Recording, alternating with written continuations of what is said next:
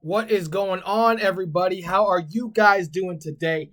Happy Monday. It is September 21st.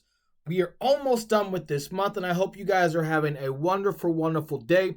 I am your boy, Christian Israel, and you are tuned into the New Creation Capital podcast. This is the place where we discuss what happens in the world today, the stock market, and yes, digital assets. This is the one-stop shop for you to get everything that you need in your day for your Christ and crypto, because as I love to say, Jesus makes you a new you by giving you a new future, because in him you are a new creation. Guys, welcome to episode 192. Today we're going to talk about the fact that the world's biggest banks have been caught allowing money laundering. And does this lead to crypto clarity? That is the biggest question. We want to see if that's where we are leading to. In the meantime, if this is your first time to the channel, please like and subscribe. Hit that little bell for the notification so you can be notified when I put new videos or when I go live. And of course, as I've talked about for the last week, there's a link below to help out this channel. I wrote a new book called Learning to Love in the Wilderness. Just got published, and you can get it from the publisher in the link below to help out this channel. So in the meantime, let's go ahead and jump right on into today's show. So this came on Sky News. Now, the thing about it, Sky News is from Australia. You don't seem to see this kind of news anywhere in the States. The States stay away from anything that's going to help out the people. I'm just going to be honest. The mass media is not about helping out the people. Well, here we go. The banks have been caught right here. And this is my question as I read through this article. Is this going to lead to crypto clarity? But before I go here, if you guys remember last year around July 18th-ish, Steve Mnuchin went on CNBC and had an interview here where he talks about the fact that money laundering doesn't really happen through cash. So let me go ahead and play this for you, and then we're going to go into the article, and then I'll come back on this in a little bit. So let me go ahead and hit play so you can hear this. Let's go. And we're going to enforce these very, very strong. So whether it's a physical money service provider or an electronic, they're going to have the same regulations. We'd have a problem if we decided every time that cash itself or any other form of currency, every time it's used for some nefarious activities, if we weren't going to use it anymore. I'm not sure that maybe it's a little easier at this point in the technology for certain illicit activities, but that can't be the reason, to say you're not going to use something. We wouldn't even use cash then, because cash is laundered all the time and used for nefarious That's all we've ever used for nefarious activities, and we certainly had plenty of them. I don't think that's accurate at all. That cash is laundered all the time. We have the strongest AML system in the world. We just came back from FATF, where on a global basis they've agreed to implement money laundering. I think, as you know, we use sanctions tools. So we combat bad actors in the U.S. dollar every day to protect the U.S. financial system. And all we're saying is there's been a lot of nefarious activities historically, and it's never involved Bitcoin. So obviously, it's been pretty successfully done with cash. That's all I'm saying. Unless you think there hasn't been. I don't think it's been successfully done with cash. I'll push back on that. And we're going to make sure that Bitcoin doesn't become the equivalent of Swiss-numbered bank accounts, which were obviously a real risk to the financial system. I think that's pretty interesting right there. I know Steve Mnuchin has been pushing for us to move in the direction. We see Ivanka Trump talking to Steve Mnuchin. We see Brad Garlinghouse talking to Steve Mnuchin. We see all these things going in the XRP community when it comes to this Trump administration. However, here, this is over a year ago, Steve Mnuchin is basically saying no one uses cash to launder money. And we know that's not true. Every time I give you $20 or you give me $20, guess what? If we don't write that off on tax and I loan you $20, that's money laundering. Period. We're not writing a loan from somebody under that. That's money laundering. Cash is easily the world's easiest way to money launder the USD suitcases full. In fact, if you ever seen the movie Wolf of Wall Street, that's exactly what he was doing. They would take the money to themselves and send it to Switzerland. So we're going to see here that these biggest banks, which we know are criminals, they've always been criminals. The whole banking system is a bunch of criminals anyway. Here we go that thousands of documents obtained by journalists allegedly revealed trillions of dollars of dirty money being moved around the world. Trillions. We're talking multiple cryptocurrency market caps. Right now, the market cap is under 380 million in crypto. We're talking 5x, 10x times the crypto market right now being moved by these 5 major banks. See, we see here that it says basically some of the UK banks, by the way, have taken a big hit. We've seen the market just dump over the last 72 hours in general. And I talk about that on episode 172 about the DXY and what I'm expecting into October. So I'm no panic here, but we're talking about the banks and laundering right now. In over 2,100 suspicious activity reports, SAR, suspicious activity reports, covering more than $2 trillion in transactions were actually leaked to BuzzFeed News. So this international consortium of investigative journalists. So we see someone leaked this, someone wanted to get this out. Apparently, this shows senior banking officials allowed meaning they knew, allowed these fraudsters to move money between accounts in the knowledge that the funds were being generated or used criminally. So how criminally? We're not quite sure what that means. I know money laundering is used for terrorism. We know money laundering is used across the board. Antifa also uses it. Marxism type societies use a lot of money laundering. And the United States has been money laundering through governments, through military contracts for, 50, 60, 70, 80, 90 years now, right? So we're going to see. We're going to keep going because there's 5 global banks that were named in this investigation, not just some kind of tip. Investigation. You got JP Morgan Chase, HSBC, Standard Chartered, Deutsche Bank, and Bank of New York Mellon, BNY Mellon. This has happened over the last 20 years of these transactions. And so they've been leaked basically from the U.S. Financial Crimes Investigation Network, which is also called FinCEN, which is a part of the U.S. Treasury. So that's why I showed you Steve Mnuchin, who's in charge of the U.S. Treasury, says money laundering doesn't really happen in cash. And here, over the last 20 years, these 5 major banks have been doing it.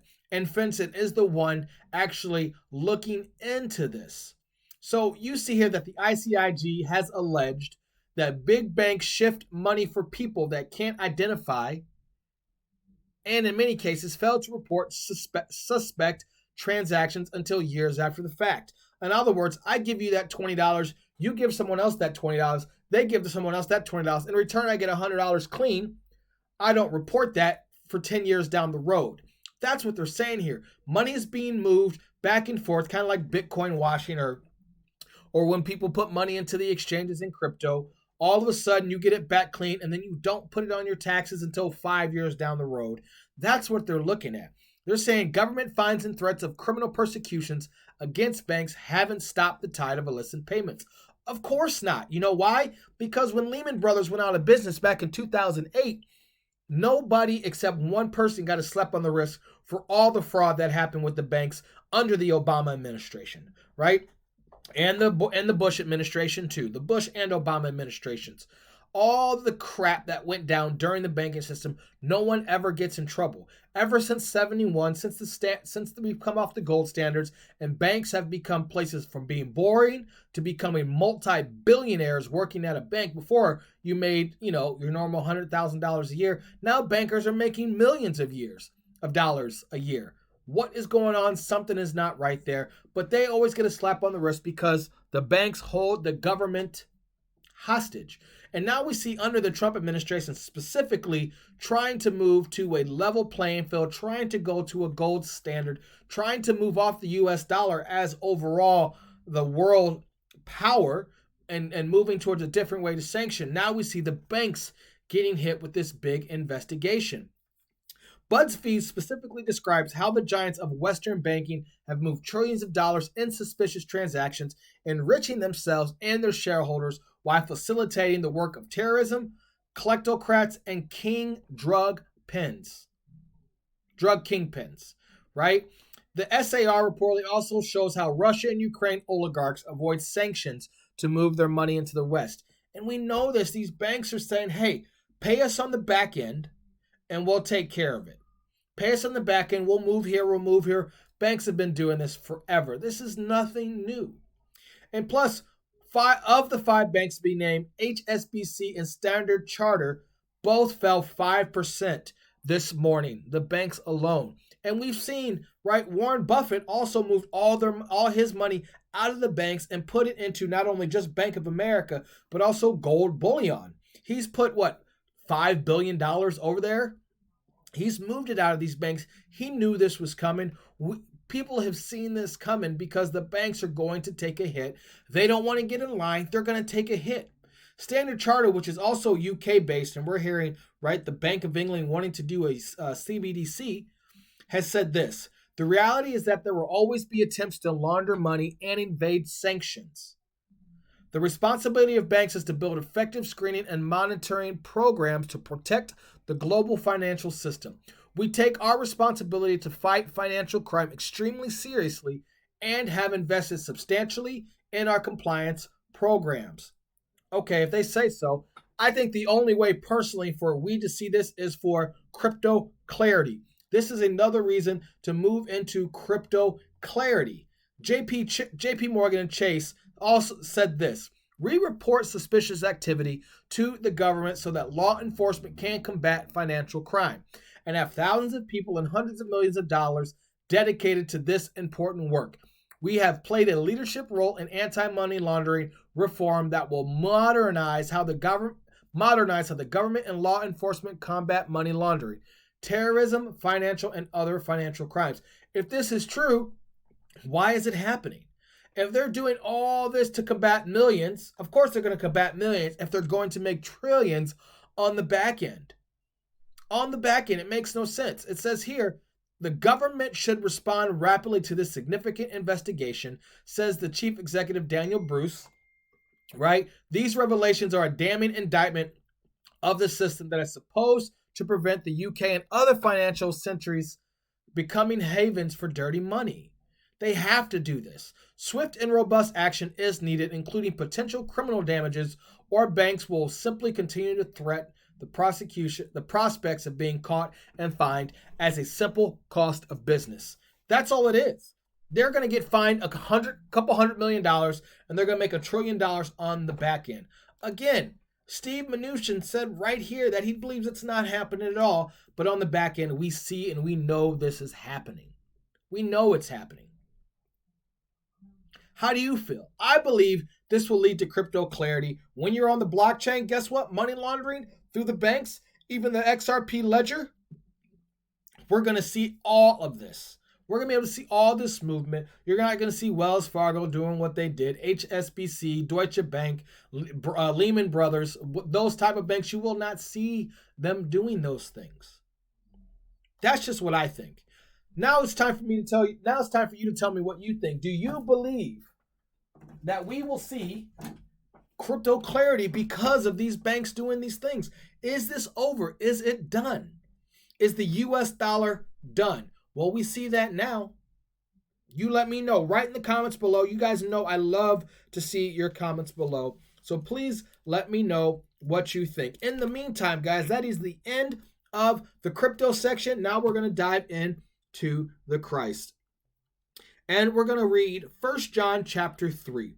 And it goes like this: see what great love the Father has lavished on us, that we should be called children of God. And that is what we are. The reason the world does not know us is that it did not know him. Dear friends, now we are children of God, and what we will be has not yet been made known. Yet we know that when Christ appears, we shall be like him, for we shall see him as he is. And all who have this hope in him purify themselves just as he is pure. Guys, if you are a believer in Jesus Christ, the world will not like you. They will not know you. They will not understand you. In fact, they will say what I hear all the time. You talk about Jesus too much. What are you hiding? You know what I'm hiding? Nothing. Here's why. Because Jesus is the Son of God and he saved me. So I'm trying to get that message out to the best of my ability. And that's what it is. If I didn't tell you about Jesus, I would be hiding the chance for you to get your salvation. Instead, he is the reason I am happy. He is the reason I get up in the morning. He is the reason I started this channel. He is the reason I breathe. Because without him, we would not have grace and truth. And Jesus is the Son of God. And God so loved the world that he gave his only begotten Son for those who believe in him.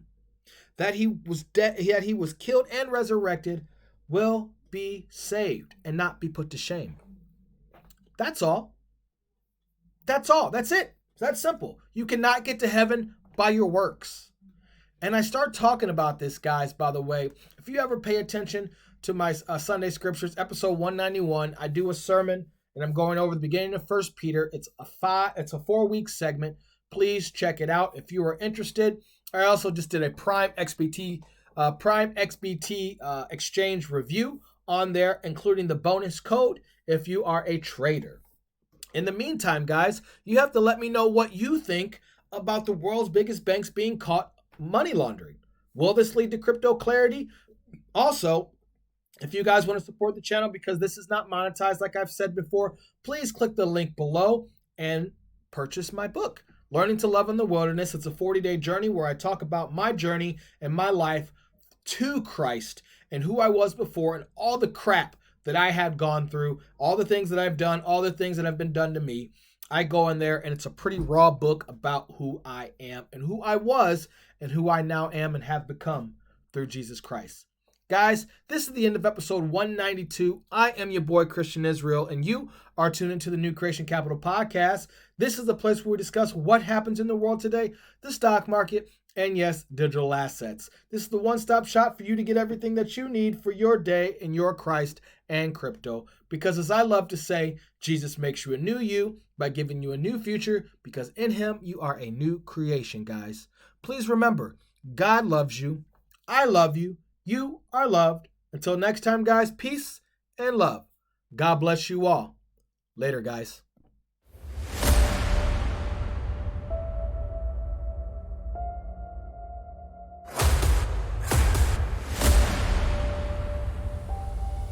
You lose your phone, you hit a button, it starts beeping. I don't know how $100 billion in a Wall Street product just goes missing. Maybe we need to find my CLO thing. Now is the historical moment, the time, not only to fight severe virus, but to shape the system. We have a unique but rapidly shrinking window of opportunity to learn lessons and reset ourselves on a more sustainable path. It is an opportunity we have never had before and may never have again. So we must use all the levers we have at our disposal, knowing that each and every one of us has a vital role to play. Now is the time to think what history would say about this crisis. And now is the time for all of us to define our own role. What is it that would make it so that history would look at this crisis as the great opportunity for reset? The Great Reset is a welcome recognition that this human tragedy must be a wake-up call. It is imperative that we reimagine, rebuild, redesign, reinvigorate, and rebalance our world.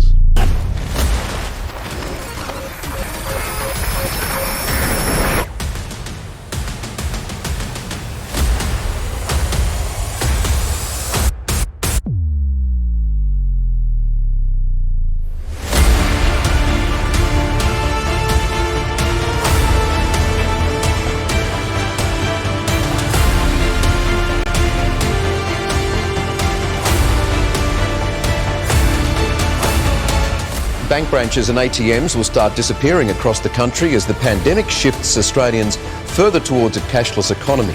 The use of cash has more than halved as many retailers switch to cards and phone payments, transforming the way we use money.